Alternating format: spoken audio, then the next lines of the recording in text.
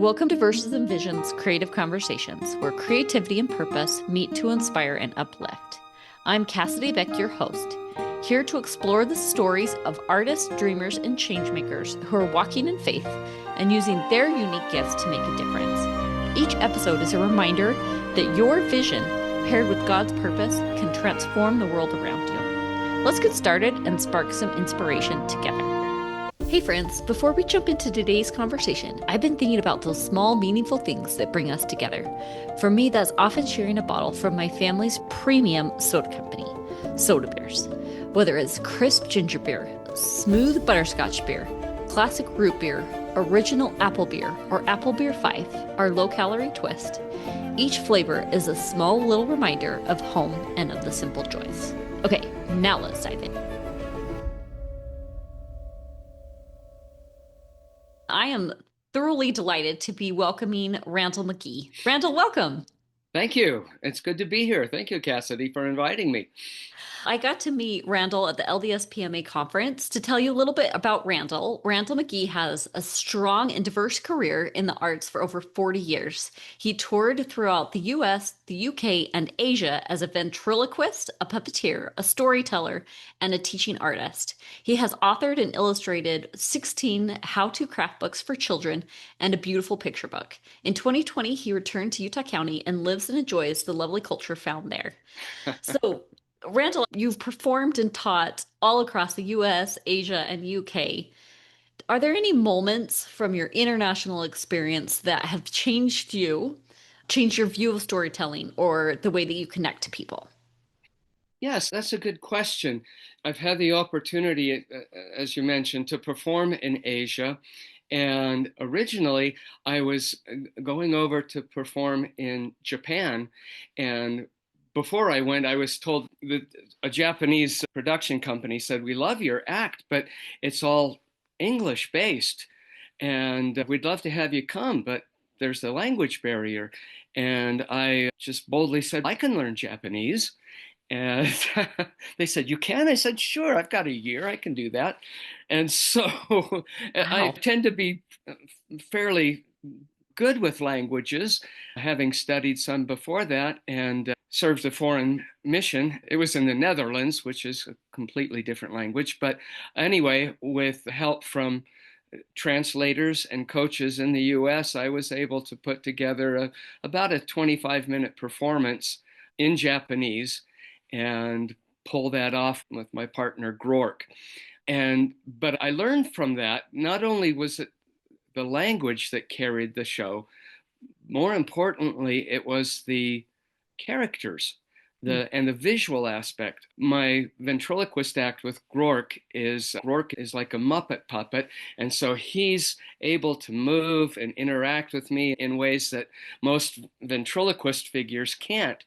And so I realized that part of our communication, great part of communication, is the visual aspect, just seeing an interaction with your characters, with your puppet, for example. And so that was quite an interesting observation. And I've since been to other places. I've performed quite a bit in Taiwan. And there I've been sponsored by an education organization that works with teaching children English. And they would put Grork and I in kindergarten schools or classrooms.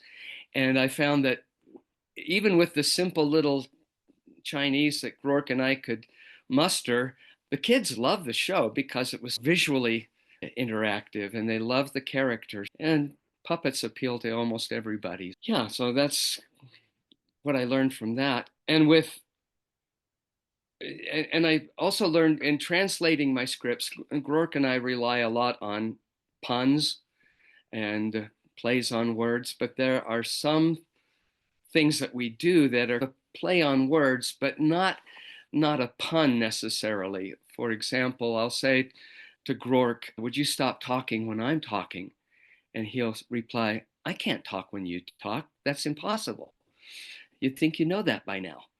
And even though you get that idea, it's not a pun, but a play on words in the situation. So there's a lot of ways to communicate across those international boundaries, I think. That's incredible. I think that's just so extraordinary. You mentioned that you speak, like you learned how to speak Japanese and Chinese. That's awesome. Well, thanks. It takes a lot of practice, and I do have coaches that help me. I still remember quite a bit of the Japanese. The Chinese was a little more difficult, and I had much simpler language because I was working with kindergarteners. But yeah, I had studied French and Spanish in high school and college, and then I was called as a missionary to the Netherlands and Belgium, where they speak Dutch. So I had to learn one more language, and after a while, it was like, oh, it's just like English, only the words are different.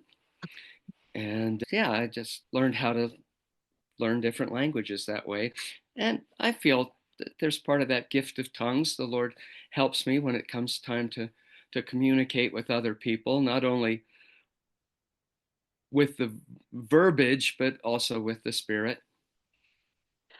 That's really incredible. I'm curious, as you've gone through all these different international audiences, are there certain jokes or certain things that you're surprised, like how people react, or is it the same across the board? You know when the joke is going to drop. Yeah, I find that laughter is a universal medium.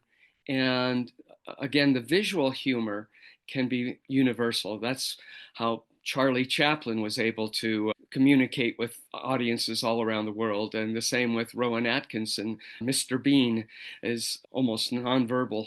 But like I said with the joke about you don't talk when I'm talking, even when you translate that into a different language, the idea still comes across.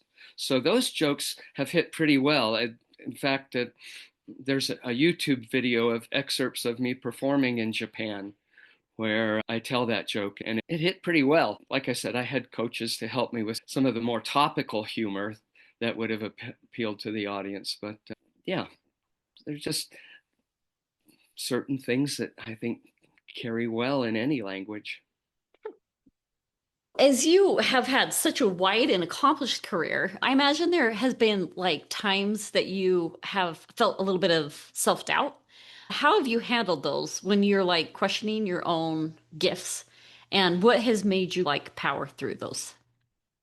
That's a good question because there have been lots of times when we talk about the imposter syndrome, and it's not so much the imposter syndrome as the idea that I really don't have the training to do this, and I don't have the official background to do this as a performer, as an artist, as a storyteller. It's just something that I've developed naturally. And so my worries are, am I good enough to do this? And the idea is that you just push through that and give it a try. I've found with all of my different performances, like with Rourke, and then I also portray Hans Christian Andersen in storytelling performances. And I found that it's easy to impress people the first time, but it's a little more challenging to impress people the second time, and even harder the third or the fourth time. I have those clients who keep inviting me back, and so I have to come up with new material each time, and it seems to work. I think because of the reputation that I've already established, their expectations are high, so I've got to try and meet those expectations, and that's a little, I don't know, fearful at times when I try that, but it always seems to work if I just keep trying, keep thinking about how can I make this better or at least as good as it was before. So you touched on something I think is so interesting because you think as you have established such a wonderful career and you have these repeat clients, you would think that this that self-doubt, those imposter feelings would disappear. But I like what you just said that like the expectation also comes into and that's a huge thing that you're adding to your repertoire of emotions as you're preparing yourself. How have you dealt with that increased pressure of that performance because they know what you're capable of. They loved you, want you back again, but then the standard or the bar keeps getting raised. You're the word you use there, performance, I think segues into the scripture that I wanted to share with you, because I think it kind of deals with this idea that you're asking. It's found in 2nd Nephi, chapter 32 and verse 9. If I may, I'll just read that real quick. But behold, I say unto you that ye must pray always and not faint, that ye must not perform anything unto the Lord, save in the first place, ye shall pray unto the Father in the name of Christ, that he will consecrate thy performance unto thee, that thy performance may be for the welfare of thy soul.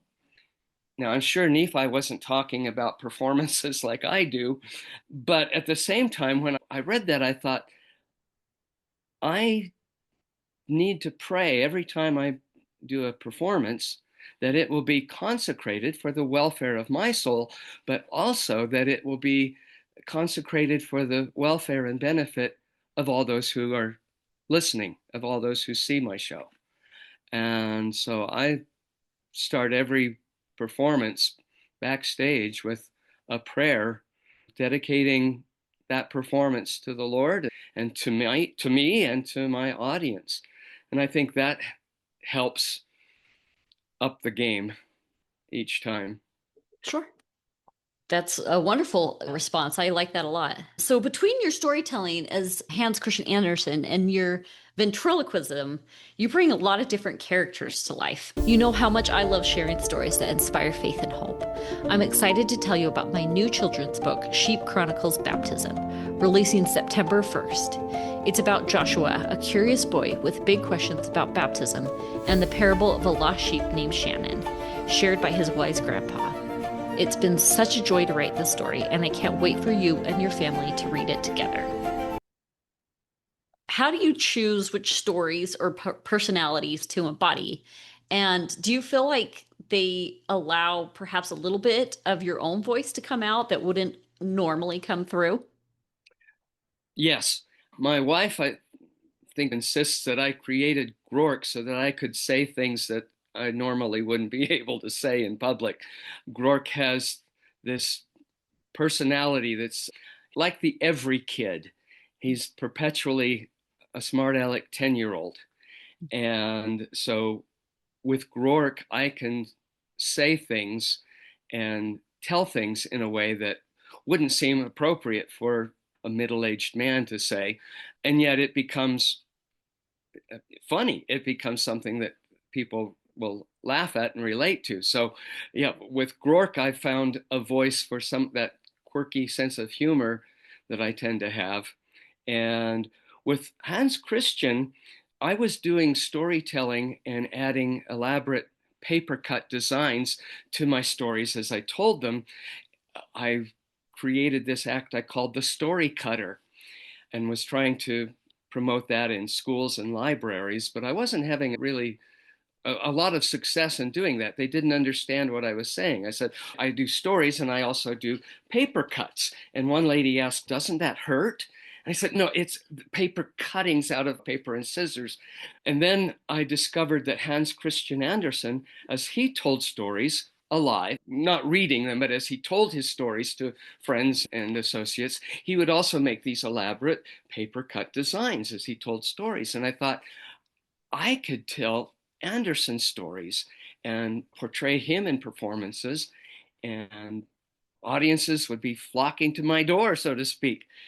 Then I found out that nobody remembered who Hans Christian Andersen was, but still, it's been an interesting career, and it's given me a chance to explore Andersen's stories and present them in a way that brings him to life, but also brings the meanings and messages of his stories back to life. And people are just amazed. They didn't remember that he wrote those kinds of things, or the older generation does remember, and it takes them back to their childhood where they heard the stories of Hans Christian Andersen. So I feel like that is tricky because that seems like such a brilliant idea to tell the story and to use the paper cutting. to enhance the story. And that seems like it would be very entertaining to watch and really engaging. And I think just as all creators have this thing where they're like, oh, this is such a good idea. And Hmm. then it doesn't quite land or gain the traction that we want it to. I feel like that can be pretty disheartening.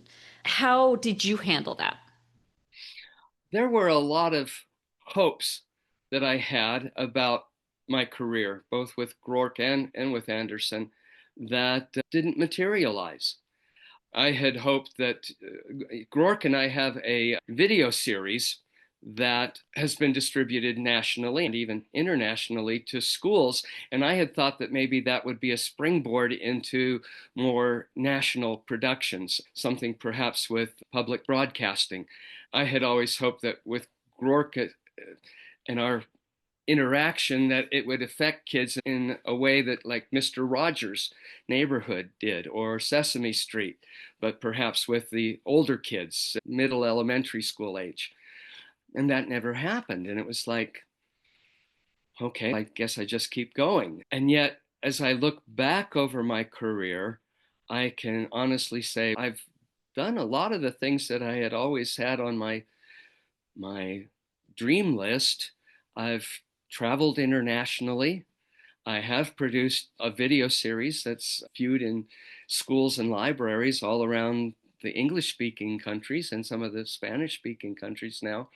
With my Andersen Act, I've performed all over the United States and Asia.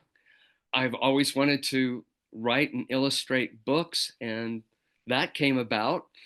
That was almost by accident. In fact, I was telling my Andersen stories and doing the paper cuttings at an American Library Association, a big convention in Texas during the bicentennial of Andersen's birth in 2005.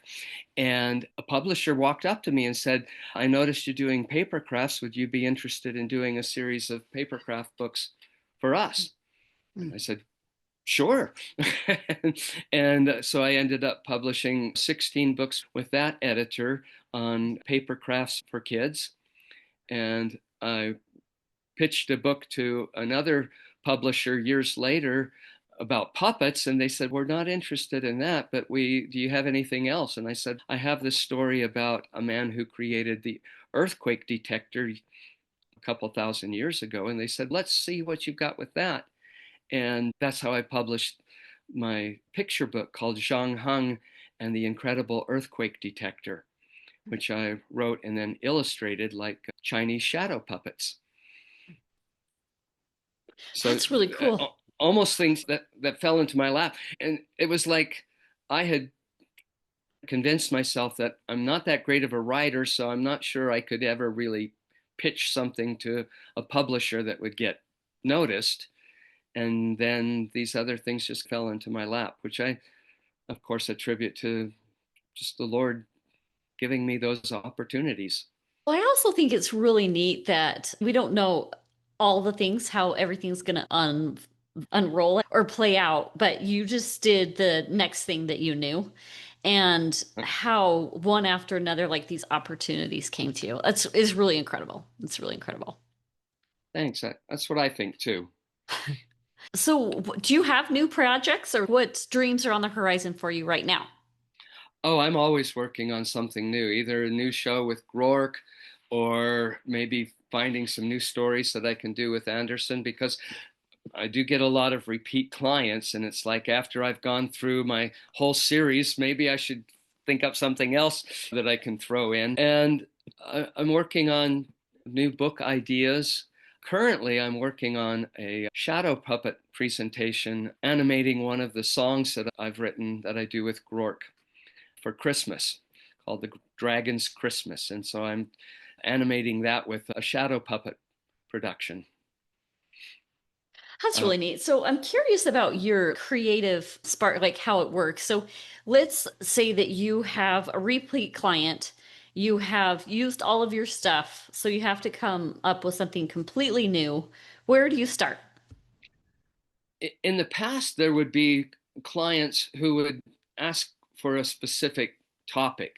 Gotcha. Especially the series that I did with Rourke was on conflict resolution for children and how to get along with each other. In fact, the first series was called Getting Along with Rourke, and it was distributed through school media sources. And so schools would call me up and they said, "We like your video series. We're having a problem with bullying, such and such. Can you do a specific program, just you and Rourke, on bullying that we could present to our children?" So that makes me go back to the drawing board or the writing desk and saying, okay, what could Rourke and I do, just the two of us, without video cameras and other puppets and other support team? What could we do, just the two of us, for 45 minutes that would help kids understand what bullying is and how to stop it?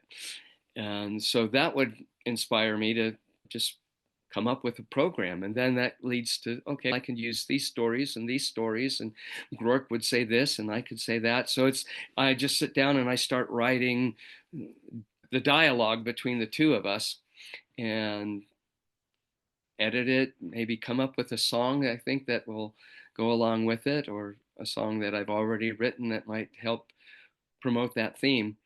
And then of course, with the Andersen shows, he wrote hundreds of short stories and poems and things like that. So I'm always reading up on, I've read dozens and dozens of his stories, but I keep adding to those stories and saying, okay, how could I present this, or how could I edit this to be a good that I could share from Andersen?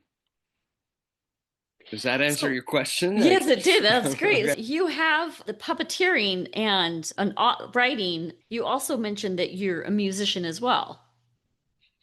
Yeah, I've very simple musician. I learned a few guitar chords and practiced that. And I was always coming up with funny little songs as a kid. And so as I got to learn the guitar, I'd start to come up with some songs that Rourke and I could use in our shows, and other things to entertain the grandkids and my children, but not a real classically trained musician for sure. It's incredible, all of the talents that you have. Do you feel Oh, like this thanks. developed from a younger age, or was this something that was always there, or how did you find this path? It seems unconventional career path. Yeah, that's a good way to do it. Unconventional career path.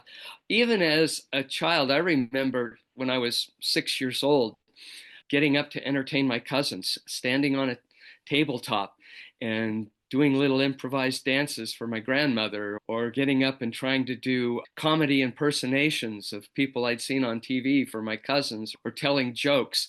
So even at that age, I knew I wanted to perform, I wanted to entertain. And of course, school plays and productions, I was always in those. Later, when my family and I joined the church, I got involved in the church plays and road shows and things like that. And it just fed this desire I had to perform. Not only, it wasn't just to show off, but to share the talents that I felt that I had. And things just kept snowballing. I had never thought of doing puppets until after my mission. I had a chance to travel around Europe and I saw some amazing puppet performances, and I thought, this is really a cool art form. It involves everything that I really like: visual arts, performing arts, music. And so when I returned to the States after my mission, I started exploring the art of puppetry and the different things that it encompasses. Was fortunate enough that when I returned to BYU after my mission, they had a children's theater troupe, and I auditioned for that. I got picked to be one of the few males in the troupe for the summer touring program, doing children's theater performances, but they also had a puppetry troupe, and I was part of that. I fell in love with the assistant director of the troupe, and she's been directing me ever since. And that's been an important part of my career, is that my wife, Marcia, because of her background in theater, she understood the importance of how theater can affect people and how important it is for children to see good performances. So she's always supported me. In fact, she makes Grork. She Oh, does most of the work at sewing the puppet together, which is quite a job for her. I used to sculpt and make the head for Grork, but now we have that 3D printed, and oh, there are 3D mechanisms inside his head that help him to blink his eyes and move his eyes from side to side like that. that's really cool. When did you start going from sculpting to 3D printing? 2017, I Wow. I found that I could do the sculpting part of the head, but I couldn't do the mechanisms inside that I wanted to make Sure. him blink, which adds a lot to the character. You'd be Mhm. surprised how much just a little eye blink or half eye gives character to the puppet. And I found a fellow online who had made a clever little puppet that was worked remotely with little controls down the arm. And I contacted him, and he was agreeable to take my design for Grork and scan it and then create the shell of the head. And then he had worked for the ILM, Industrial Light and Magic, that does all the Star Wars Mm. characters. And so he was able to design a complicated mechanism for inside the head that would, just by flexing my finger like that, I could make the eyes blink, and this finger over here, I could make the eyes track back and Wow. forth like that. Oh, And so he built that up for me, and we've been using that ever since. that's really cool.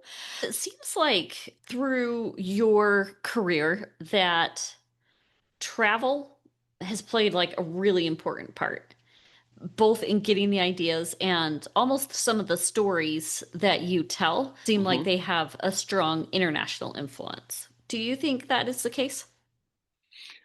Yes, I do. Dragons with Grork, there's stories about dragons in almost every culture. And so I look through different cultures. One of the stories I tell is a Japanese story about a dragon.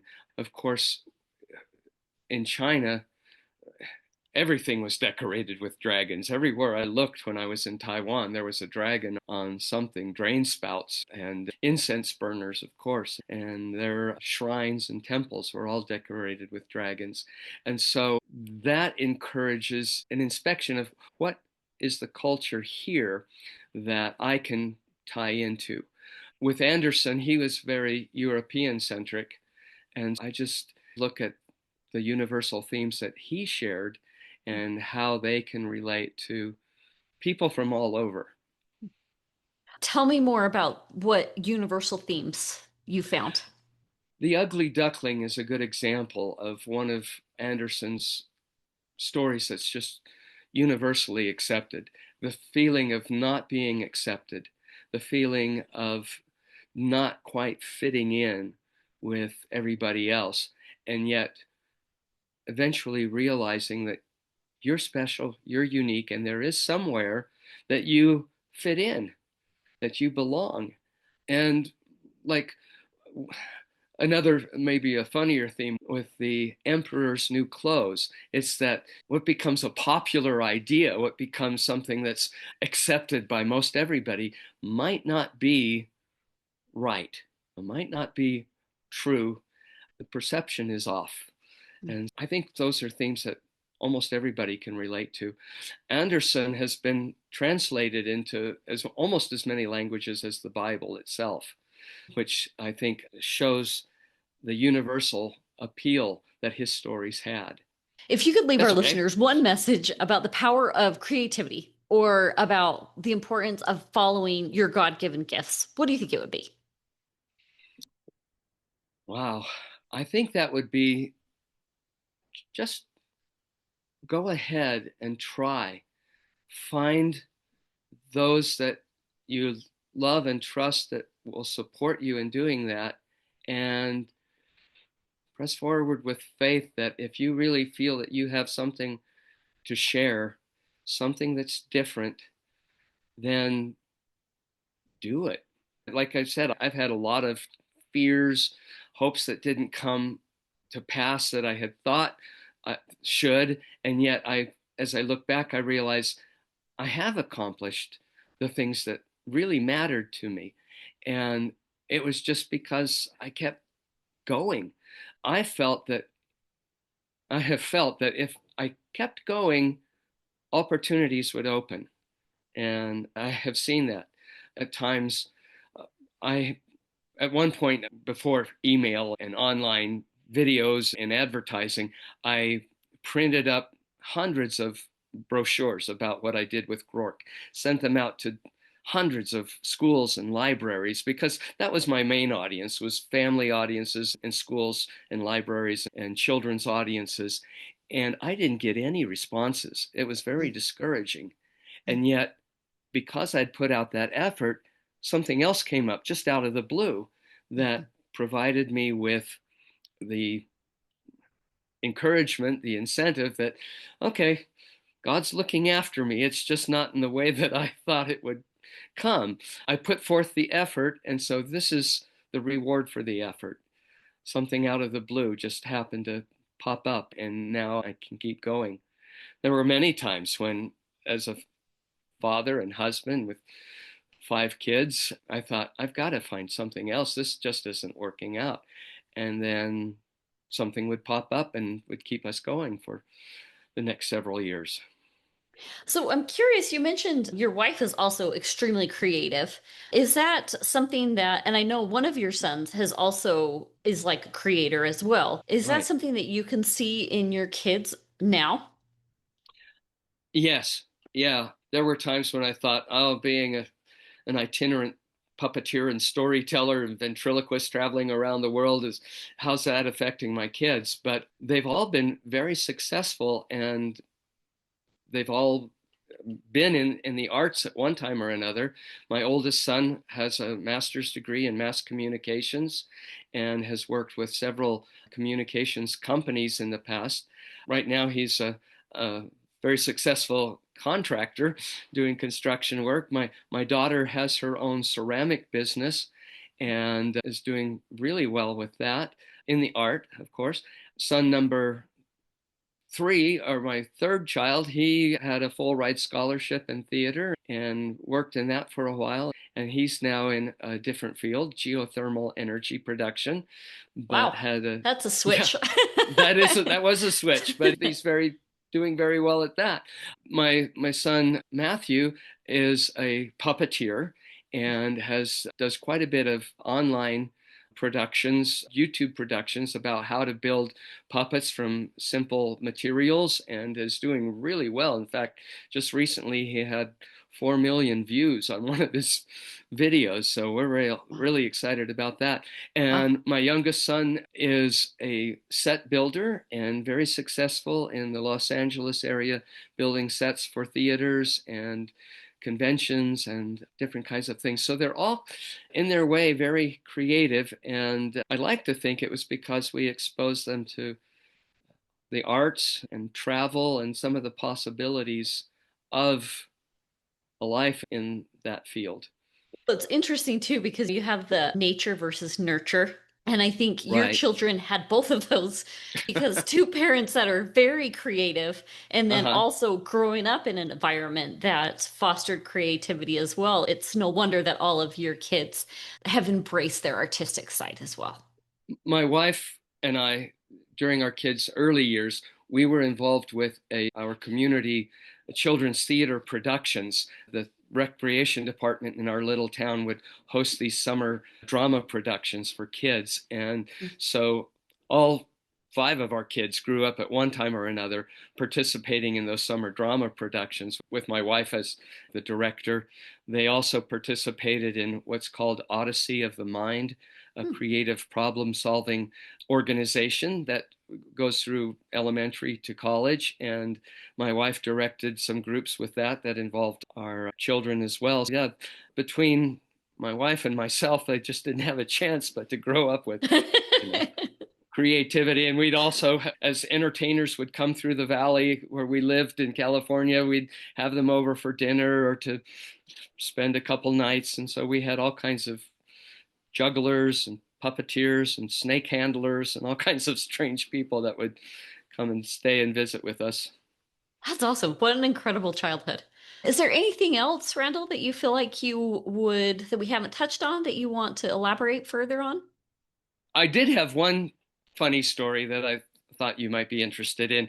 Years ago, when I was touring with some other storytellers in Singapore, I was talking with one of the two Americans that were there, a male and a female, and the subject got over to your family, and I said, I have 5 kids, which kind of surprised them. And then the male said, so where are you going after Singapore? And I said, oh, I'll be telling stories in Utah. And he said, oh, so you're going among all those Mormons, huh? And I said, yeah, it won't be too hard since I'm one of them. And the lady storyteller said, I wondered when you said you had 5 kids if you were a Mormon. And I was surprised because you're funny. And I said, Mormons have a good sense of humor. And she said, yeah, I've been there, but you're really funny.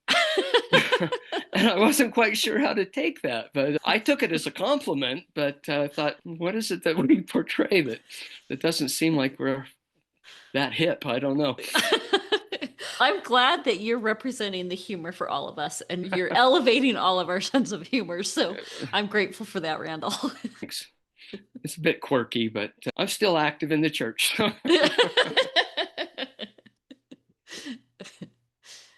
It was nice to meet you at the conference, and I'm just honored that you would consider having me on your podcast.